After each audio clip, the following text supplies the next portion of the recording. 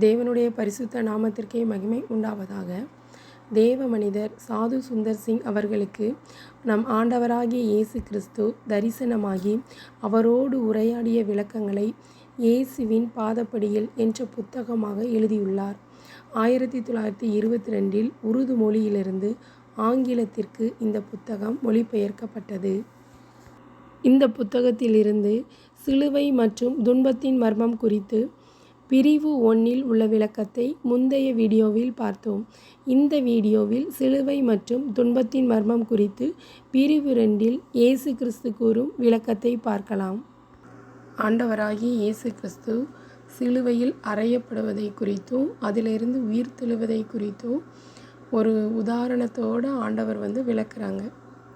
குளிர்காலங்களில் கடுமையான குளிரில் இருக்கக்கூடிய மரங்களை நம்ம பார்க்கும்போது அந்த மரங்களில் எதுவுமே இல்லாமல் எல்லாம் பனி மூடி போய் இலையெல்லாம் எதுவுமே இல்லாமல் நிற்கும். அது பார்க்குறதுக்கு நமக்கு அந்த மரம் அவ்வளோதான், அதோட லைஃப் முடிஞ்சு போச்சு அப்படிங்கிற மாதிரி நமக்கு பார்க்குறதுக்கு தெரியும். ஆனால் வசந்த காலம் வரும்போது அந்த மரத்தில் இருந்து புதிய இலைகள், பூக்கள், கனிகள் எல்லாம் அதில் வெளிவர தொடங்குது. அது போன்றது தான் சிலுவையில் அறையப்படுவதும் ஆண்டவர் உயிர்த்து எழுந்ததும். ஆண்டவருடைய உண்மையுள்ள சிலுவையை தாங்குபவர்களுக்கும் அதை மாதிரி தான் இருந்தது. நமக்கு பார்க்குறதுக்கு அவங்க சிலுவையின் கீழ் நசுக்கப்பட்டு இறந்து போன மாதிரி தோன்றினாலும் கூட அவங்க என்றென்றைக்கும் நிலைத்திருக்கக்கூடிய நித்திய வாழ்வின் அழகான மலர்களையும் மகிமையான கனிகளையும் அவர்கள் வெளிப்படுத்துகிறார்கள். ஆண்டவர் இன்னொரு உதாரணம் கூட சொல்கிறாங்க. ஒரு இனிப்பான பழத்தை கொடுக்கக்கூடிய ஒரு மரம், அப்புறம் ஒரு கசப்பான பழத்தை கொடுக்கக்கூடிய ஒரு மரம், ஆக 2 மரங்கள் இருக்குது. இந்த கசப்பான கனி கொடுக்கக்கூடிய மரத்தை இனிப்பான கனி கொடுக்கக்கூடிய மரமாக மாற்றணும். அதற்காக என்ன செய்கிறாங்க அப்படின்னா, அந்த இனிப்பான மரத்தையும் இப்படி 2 அதோட கிளையை 2 கட் பண்ணுறாங்க. அதே மாதிரி கசப்பான மரத்தோட அந்த கிளையையும் 2 கட் பண்ணி 2ஐயும் ஜாயின் பண்ணி அது இனிப்பான கனிகளை கொடுக்கணும்னு சொல்லி அதை உருவாக்குறாங்க. அப்படி உருவாக்கும்போது அந்த இனிப்பு மரமும் கஷ்டப்படும், அப்புறம் அந்த கசப்பான மரமும் அந்த கத்தி வச்சு இப்படி கீறும்போது 2 மரமுமே துன்பப்படணும்.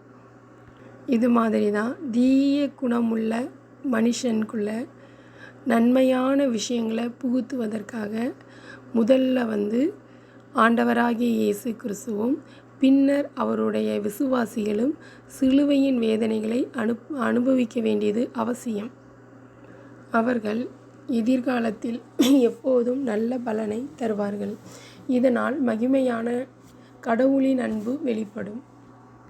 இந்த உலகத்தில் உள்ள மனிதர்கள் நம்மளை துன்புறுத்தினாலும் சரி, அவதூறாக பேசினாலும் சரி, அது நம்மளை ஆச்சரியப்படுத்தவோ அல்லது துன்பப்படுத்தவோ நம்ம அனுமதிக்கக்கூடாது.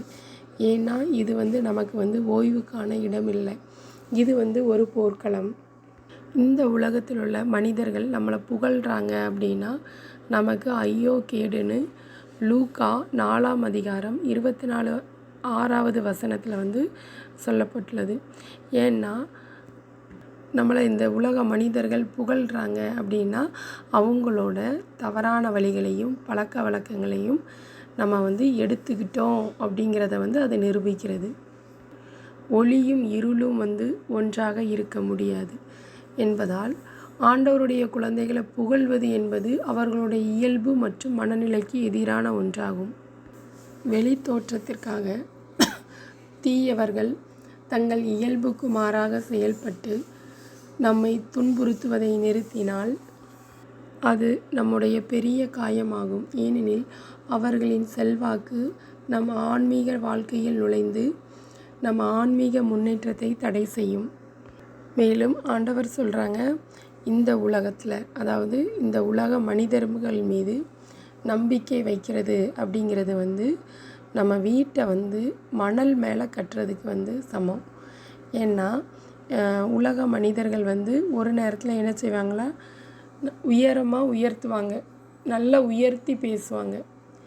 மறுநாள் பார்த்தா அவங்க நம்மளை வந்து தாழ்த்தி பேசுவாங்க. நம்மளை பற்றிய எந்த தடயமும் இருக்காது. இந்த உலக மனிதர்களின் வார்த்தைகள் வந்து எப்படின்னா நிலையற்றவையாக வந்து இருக்கும். ஆண்டவர் வந்து ஒரு காரியத்தை வந்து சொல்கிறாங்க. அதாவது பஸ்கா பண்டிகையில் ஆண்டவர் வந்து எருசலேமுக்கு போகிறாங்க. அங்கே உள்ள ஜனங்கள் எல்லாம் ஒரே குரலில் சொல்கிறாங்க, ஓசன்னா ஓசன்னா அப்படின்னு வந்து சொல்கிறாங்க. அப்புறம் 3 நாளைக்கு பிறகு ஆண்டவர் வந்து அங்கெல்லாம் பிரசங்கம் பண்ணிவிட்டு அங்கே உள்ள காரியங்களை குறித்து பேசுகிறாங்க. பாவத்தை குறித்து சொல்கிறாங்க, நீதியை குறித்து பேசுகிறாங்க. ஆனால் அந்த காரியங்கள் அவங்க ஆண்டவர் போதிக்கக்கூடிய காரியங்கள் அவங்களுக்கு பிடிக்கலை. ஆண்டவர் பேசக்கூடிய காரியங்கள் அவங்களுடைய வாழ்க்கைக்கு எதிராக இருக்கிறத கண்ட உடனே அவங்க வந்து மாறி அவரை வந்து சிலுவையில் அறையுங்கன்னு சொல்கிறாங்க.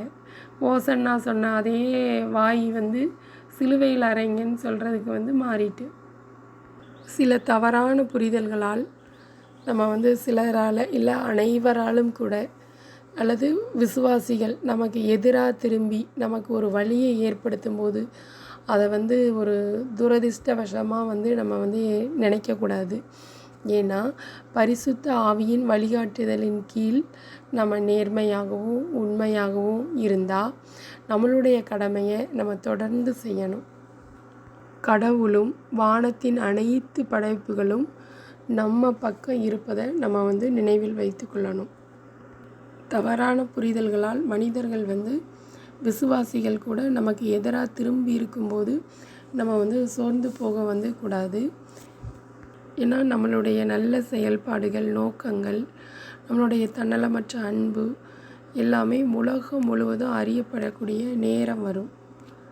அப்போ அனைவர் முன்னிலையிலும் நம்மளுடைய உழைப்புக்கும் உண்மையான சேவைக்கும் நமக்கு வந்து மரியாதை செய்யப்படும். ஆண்டவரும் மனிதர்களின் ரட்சிப்புக்காக எல்லாத்தையும் வந்து துறக்க வேண்டிய சூழ்நிலையில் இருந்தாங்க. மனிதர்களுக்காக ஆண்டவர் எல்லாத்தையும் விட்டுட்டாங்க.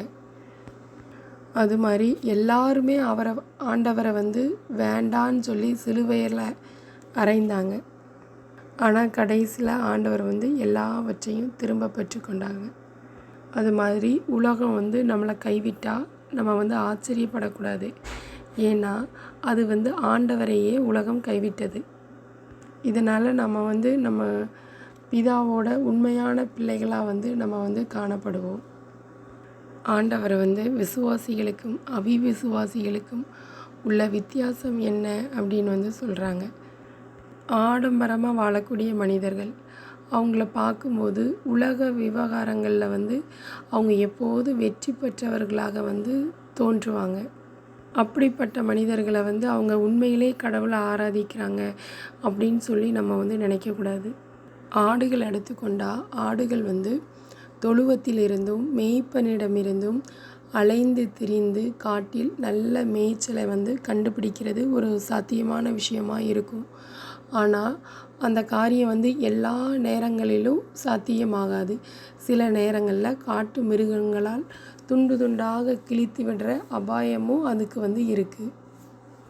அதுதான் உண்மையில் அவங்களோட தலைவிதியாக கூட இருக்கும். ஆனால் மேய்ப்பனோட தொழுவத்தில் இருக்கக்கூடியவங்க அவங்க வந்து நோய்வாய்ப்பட்டவர்களாக இருக்கலாம் அல்லது பலவீனமானவர்களாக இருக்கலாம். அப்படி இருந்தாலும் அவங்க வந்து நிச்சயமாக ஆபத்திலிருந்து விடுபட்டு மேய்ப்பனோட பராமரிப்பில் வந்து அவங்க வந்து இருப்பாங்க. அதாவது இந்த இடத்துல என்ன சொல்கிறாங்கன்னா, ஆண்டவரோடு இருக்கக்கூடியவங்க ஆண்டவரை விட்டு வெளியே இருக்கக்கூடியவங்க, ஆண்டவரை விட்டு விலகி வாழக்கூடிய அந்த மனிதர்கள் அவங்க பார்க்குறதுக்கு நல்லா இருந்த மாதிரி தெரியும். ஆனால் என்றைக்காவது ஒரு நாள் ஏதாவது ஒரு பிரச்சனையில் சிக்கி அவங்க வந்து மரித்து போகிற ஒரு சூழ்நிலை அப்படி அவங்க வந்து வந்துடலாம். ஆனால் ஆண்டவரோடு கூட நடக்கக்கூடிய பிள்ளைகள் நோய்வாய்ப்பட்டவங்களாக கூட இருக்கலாம், பலவீனமானவங்களாக கூட இருக்கலாம். ஆனால் அவங்களுக்குன்னு ஒரு ஆபத்து வரும்போது ஆண்டவர் வந்து அந்த ஆபத்திலிருந்து அவங்கள வந்து காப்பாற்றி ஆண்டவரோட பராமரிப்பில் வந்து அவங்கள பாதுகாத்து வைத்து கொள்ளுவாங்க. அதுதான் விசுவாசிகளுக்கும் அவிசுவாசிகளுக்கும் உள்ள வித்தியாசம். பிரிவு 2 மீதி உள்ள விளக்கங்களை அடுத்த வீடியோவில் பார்க்கலாம். இயேசுவின் பாதப்படியில் என்ற புத்தகத்தில் உள்ள முந்தைய வீடியோக்கள் அனைத்தும் தேவன் நம்மோடு யூடியூப் சேனலில் இயேசுவின் பாதப்படியில் என்ற தலைப்பில் உள்ள பிளேலிஸ்டில் உள்ளது. சாது சுந்தர் சிங் கண்ட தரிசனங்கள் மற்றும் ஏனோக் புத்தகம் குறித்த வீடியோக்களும் தேவன் நம்மோடு யூடியூப் சேனலின் பிளேலிஸ்டில் உள்ளது. ஆண்டவர் உங்களை ஆசீர்வதிப்பாராக. ஆமேன். செய்தி உங்களுக்கு ஆசீர்வாதமாக இருந்தால் லைக் பண்ணுங்கள், ஷேர் பண்ணுங்கள், சப்ஸ்கிரைப் பண்ணுங்கள்.